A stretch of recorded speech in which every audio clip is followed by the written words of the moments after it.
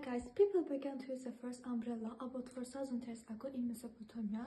This umbrella were used to protect from burning light of the sun, not from the rain. The word umbrella comes from Latin word umbre, which means shadow. Unlike the Egyptians, the Romans considered the umbrella to be for men. Women. Men in Roma did not use umbrella at all. The use of umbrella in Europe in large numbers began in the 17th century. At this period, people began to oil the surface of umbrella. Later, men also stated using umbrella and black umbrella became fashionable amongst them.